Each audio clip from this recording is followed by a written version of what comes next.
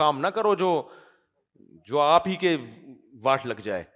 تو آپ ہی کی ایسی کی تیسی. تو اس وقت یہ جو اسلام دشمن قوتیں ہیں, یہ ان کی نظر میں سب سے بڑا ہدف صرف اور صرف کیا ہے؟ پاکستان. اس کو توڑا جائے, اس کے 20 ٹکڑے کیے جائیں, اس کی ایٹمی طاقت کو ناکارہ بنایا جائے. لوگ کہتے ہیں وہ ایٹم بم کس کام کا جب چلانا ہی نہیں ہے. یہ مجھے اور آپ کو کسی کام کا نہیں لگ رہا, ان کو بڑے کام کا لگ رہا ہے. جو ہمارے دشمن ہیں وہ کہہ رہے ہیں کہ یار یہ کباب میں ہڈی ہمارے لیے سب سے بڑی کیا ہے؟ ایٹم بم ہے. تو اب ہر چیز پہ لوگ پریشان ہو. ترکی سے ہمارا ایگریمنٹ ہونے جا رہا ہے, دفاعی باتیں چل رہی ہیں, اس پہ بھی نیگیٹو باتیں. یار کوئی اچھی بات پہ تو خوش ہو جاؤ نا. سعودی عرب سے ایگریمنٹ ہوا اب ہے, وہ تو بادشاہت کو بچانے کے لیے ہو رہا ہے. تو کیا مطلب سعودی عرب سے بادشاہت چلے گی تو کیا اسلام آ جائے گا وہاں پہ؟ سعودی عرب بھی اسرائیل کے ہاتھ میں چلا جائے گا. تو ابھی تو جو مسلمان ملک جس کنڈیشن میں ہیں, ان کی سالمیت پہ کوئی سمجھوتا نہیں.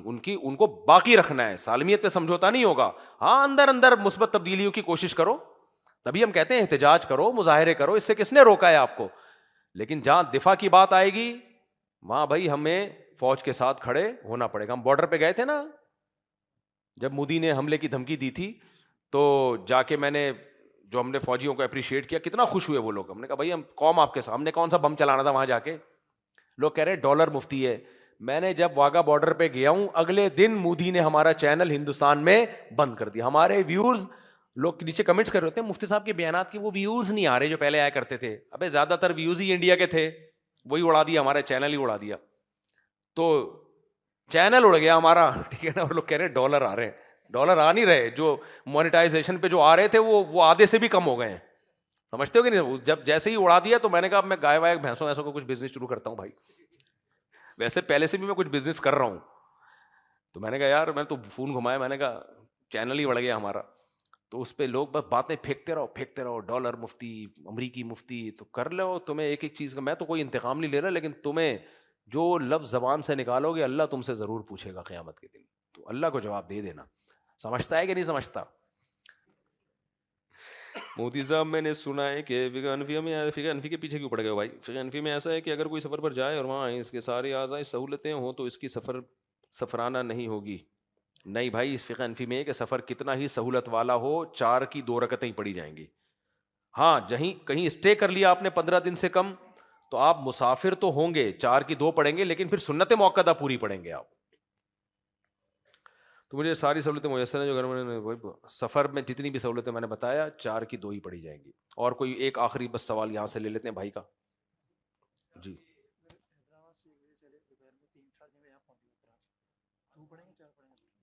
2 پڑھیں گے. کراچی گھر حیدرآباد میں, کراچی میں. ہاں تو پھر اپنے شہر میں تو پوری پڑھی جاتی ہے, چاہے ایک سیکنڈ کے لیے بھی آئیں.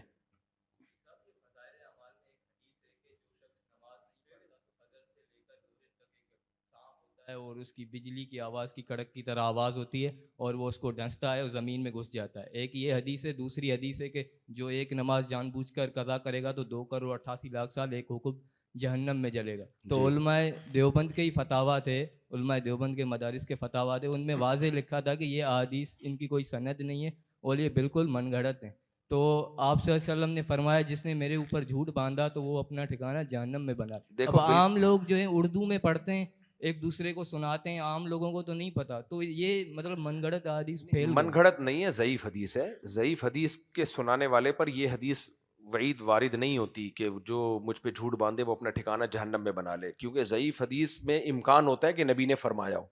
اگر ایسا ہوتا تو محدثین نے اتنی ضعیف حدیثیں بیان کی ہیں تو سارے معاذ اللہ جہنم میں ٹھکانہ بناتے. ہاں اتنا اعتراض اس پہ بنتا ہے کہ فضائل اعمال اب چونکہ پوری دنیا میں پھیل چکی ہے تبلیغی جماعت, تو اس میں ضعیف حدیثوں کو نکال دینا چاہیے. کیونکہ ہمارے پاس صحیح حدیثیں اتنی زیادہ ہیں کہ ہمیں ضرورت نہیں ہے نا ضعیف کی. تو اس لیے میری تو یہی رائے ہے, ٹوٹی پھوٹی میں ناقص. جیسے عربوں میں جو جماعت کا کام ہوتا ہے ریاض الصالحین ہوتی ہے, تو ایسے ہی فضائل اعمال کے بجائے کوئی وہ کتاب ہو جو جس میں ضعیف حدیث نہ ہو. باقی فضائل اعمال میں جو ہے نا, جب ضعیف حدیث ہوتی ہے تو نیچے حاشیے میں انہوں نے خود لکھا ہوا بھی ہوتا ہے کہ یہ حدیث ضعیف ہے. ایسا نہیں ہے کہ ان کو پتہ نہیں تھا, انہوں نے خود لکھا, لیکن وہ عربی میں ہوتا ہے تو عوام کو سمجھ میں نہیں آتا. سمجھ رہے ہیں؟ تو اس کو بالکل موضوع من گھڑت کہنا وہ ٹھیک جو نہیں ہے. پہلی والی حدیث تھی نا کہ سانپ ڈستا ہے زمین میں گھس جاتا ہے, وہ تو جامعۃ الرشید کا فتویٰ تھا کہ اس میں من گھڑت الفاظ ہیں.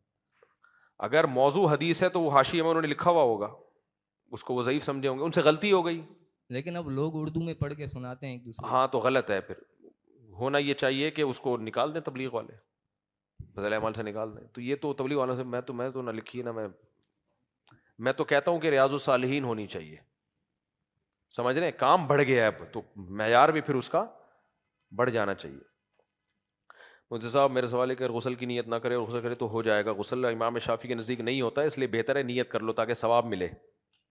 حضرت جی مجھے مشورہ میری 12 سال کی حفظ کر چکی ہے, اب ہم چاہتے ہیں کسی بہترین مدرسے میں داخلہ ہو جائے. آپ سمجھ کون سا بنات کے مدرسہ؟ تو میرے علم میں جو سب سے بہتر ہے مدرسہ عائشہ للبنات گلستان جوہر, کنوینس کا انتظام کر لیں, وہ میرے علم میں اب تک کی رپورٹ کے مطابق بہت اچھا مدرسہ ہے بنات کا. اسی طرح بنوریا جو مفتی نعمان صاحب, مفتی فرحان صاحب, ان کے ہاں جو بچیوں کی تعلیم کا انتظام ہے وہ بھی بہت معیاری ہے, پردے کا پراپر اور اچھی تربیت ہے.